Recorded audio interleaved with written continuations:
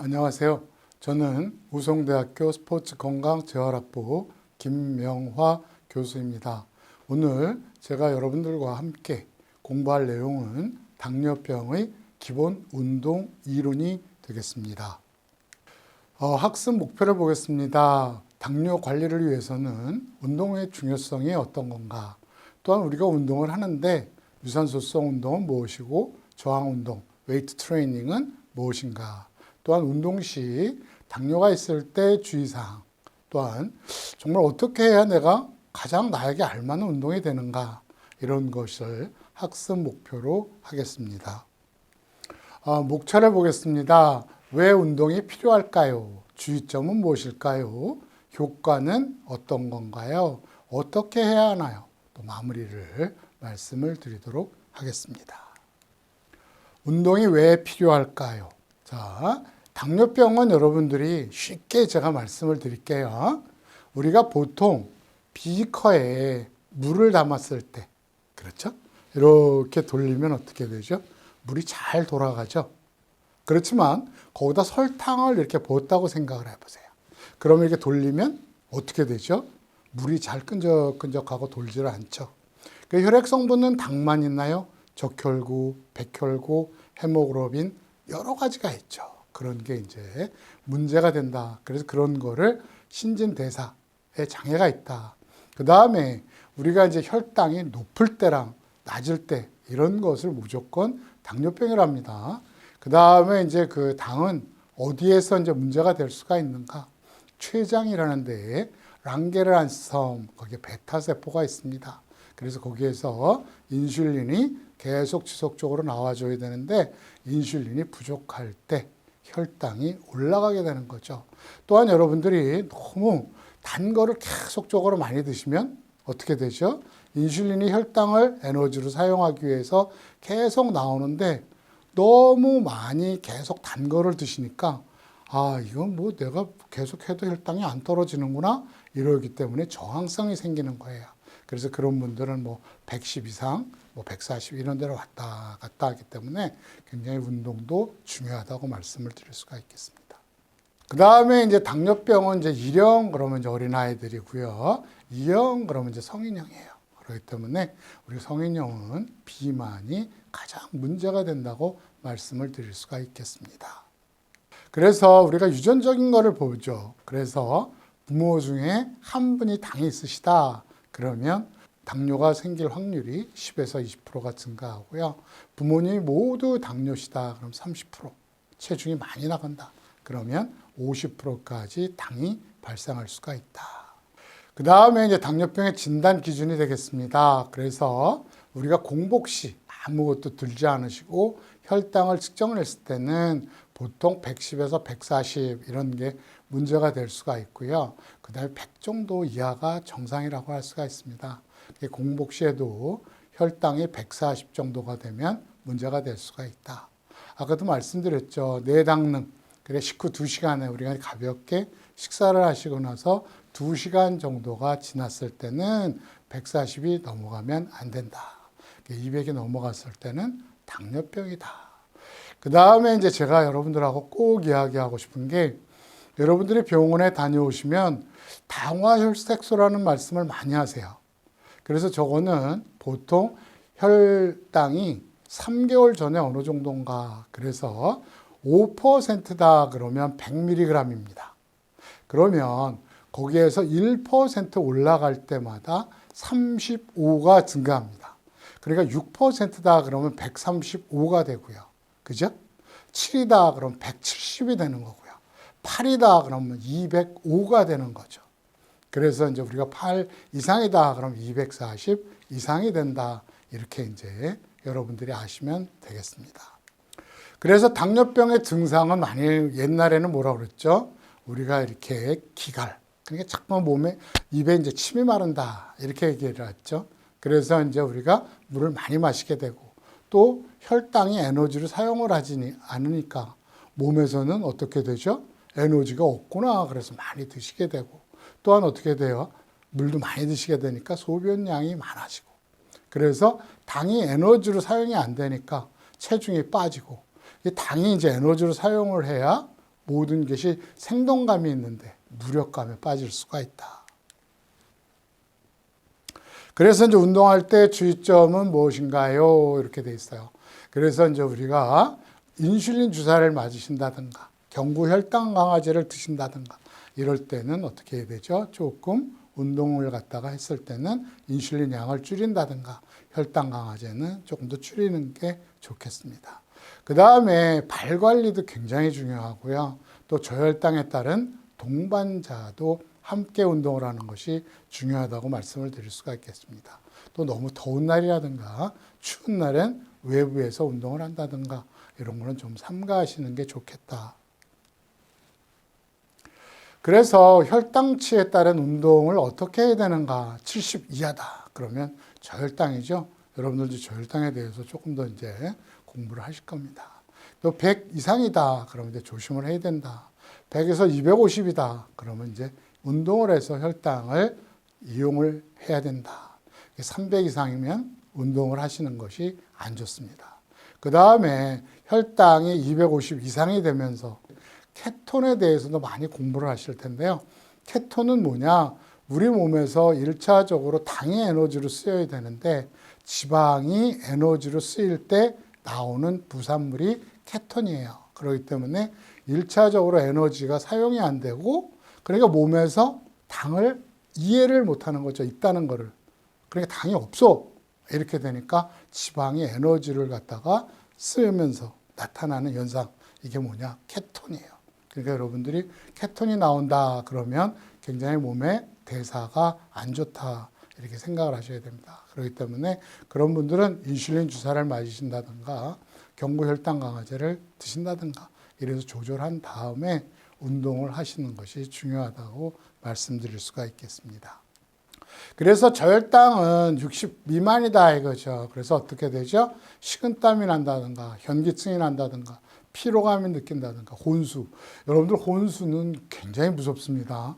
그렇기 때문에 제가 이제 옛날에 실험할 때 쥐에다가 인슐린 주사를 많이 놓으면 혼수 상태가 해서 사망을 하게 됩니다. 쥐가. 그러니까 여러분들이 굉장히 저 혼수에 대해서 저혈당 중요하니까 어떻게 해야 되죠? 꿀물을 갖고 다닌다든가 동반자가 있다든가 사탕을 가지고 다닌다든가 주스가 있다든가 이런 거를 꼭 준비를 하셔야 되겠습니다.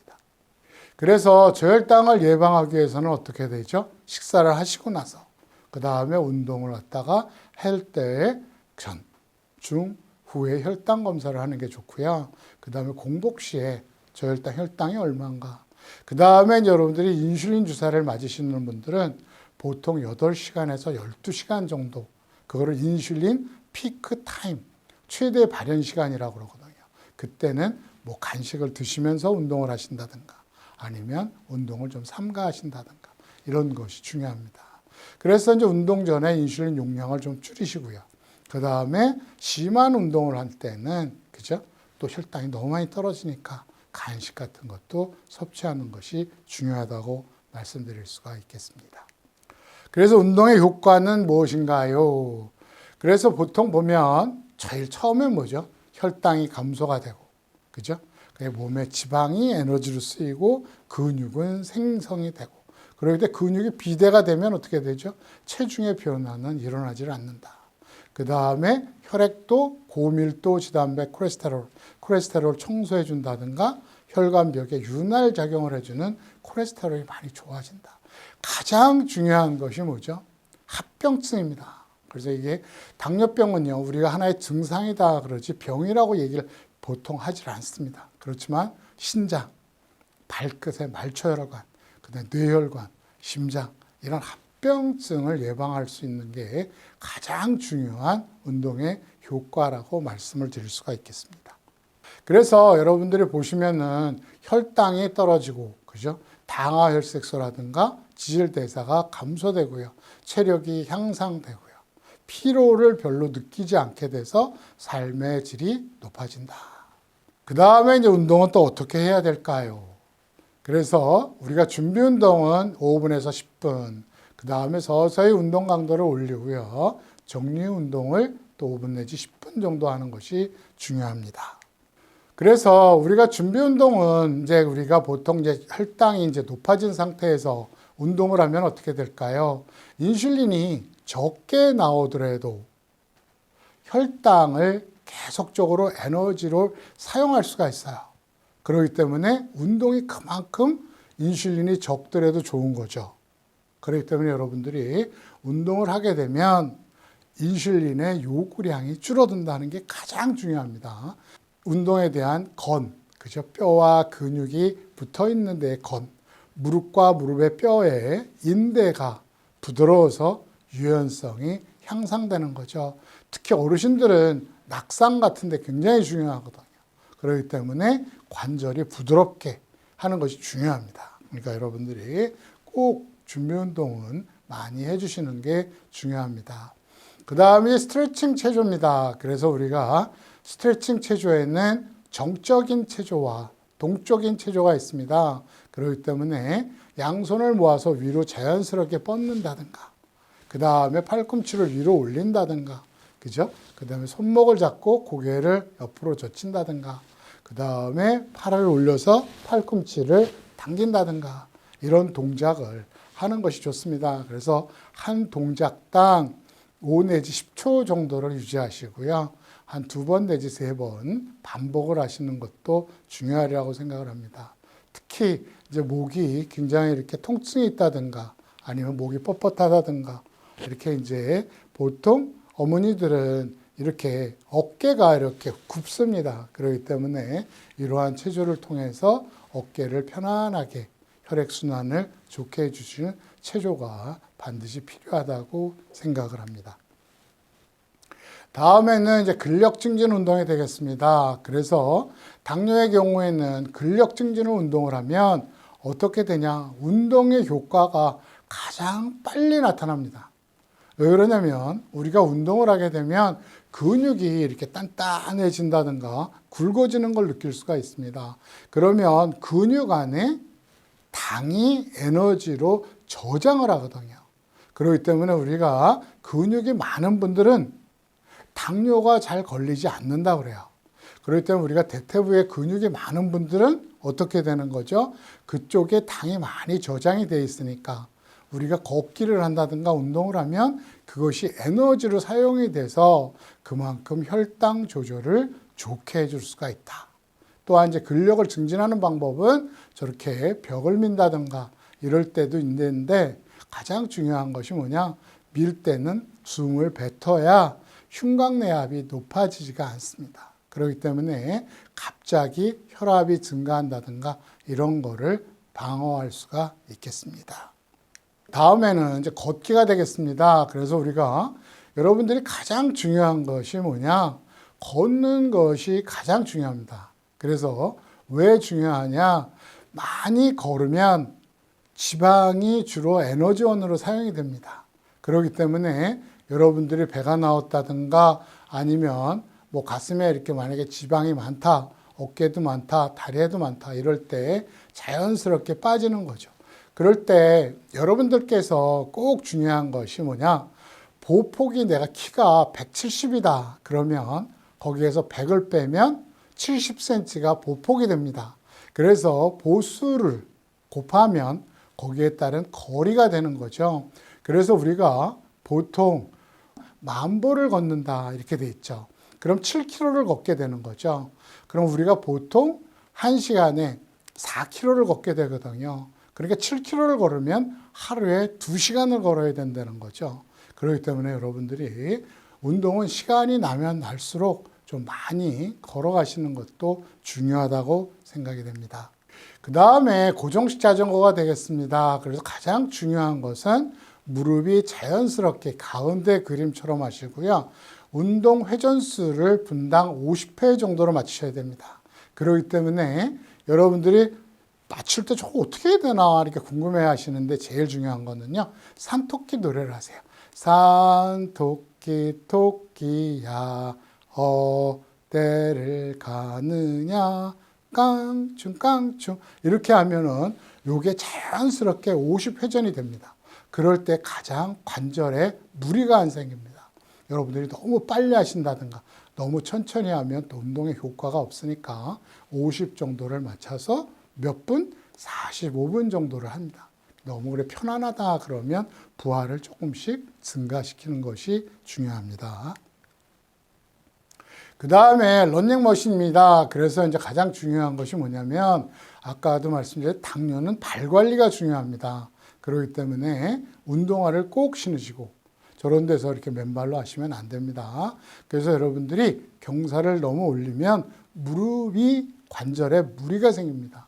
그래서 아까도 말씀드렸지만 발 뒤꿈치가 충격을 가하면 장단지로 충격이 가기 때문에 피로를 느끼지 않게 되죠. 그렇지만 발끝으로 가면 무릎하고 허리에 부담을 갑니다. 그렇기 때문에 여러분들이 과도하게 높은 등산을 한다든가 또 가파른 데를 내려온다든가 이럴 땐 무릎 관절이 망가지기가 쉬우니까 그런 데도 유의를 하셔야 되겠습니다. 그 다음에 이제 근력 증진을 하면 이제 혈당이 이렇게 이제 떨어진다. 그 다음에 인슐린의 민감성이 증진된다. 그러니까 저 민감성이라는 건 마냥 우리가 보통 약을 그렇죠? 많이 먹지 않아도 조금만 먹어도 계속 그게 에너지로 사용할 수 있도록 도와주니까 촉매 역할을 한다고 그러거든요.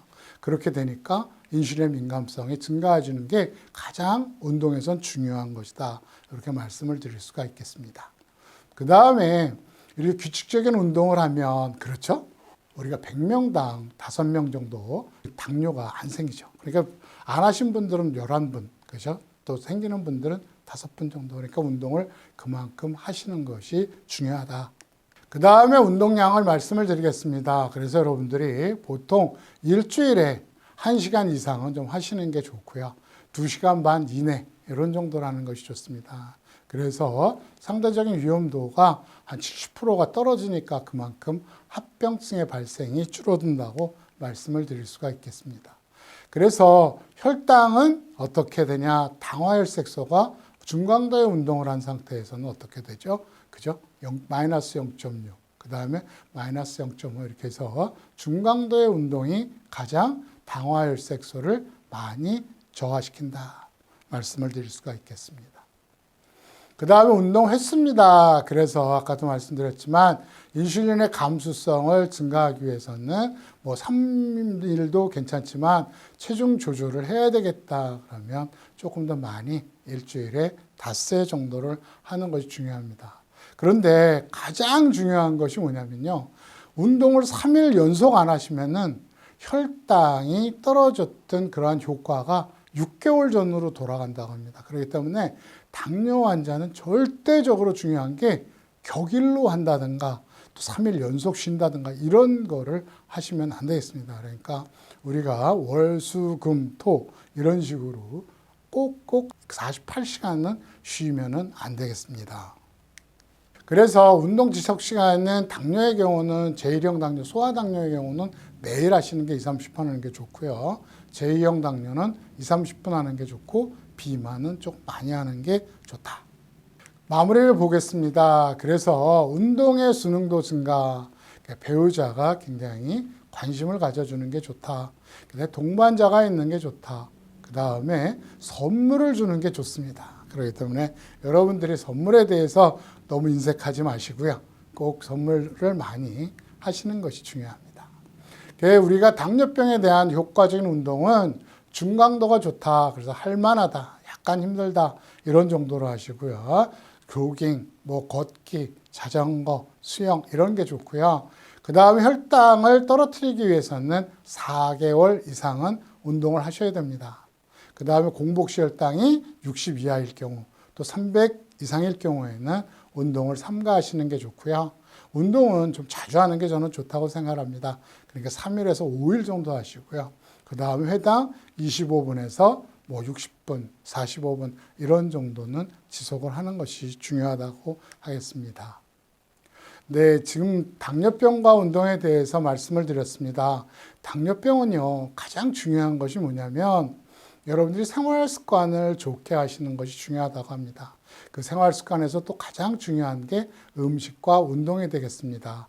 하여간 여러분들이 규칙적인 운동을 통해서 더욱 건강하시고 당뇨병을 이겨내시기를 기대하겠습니다. 감사합니다.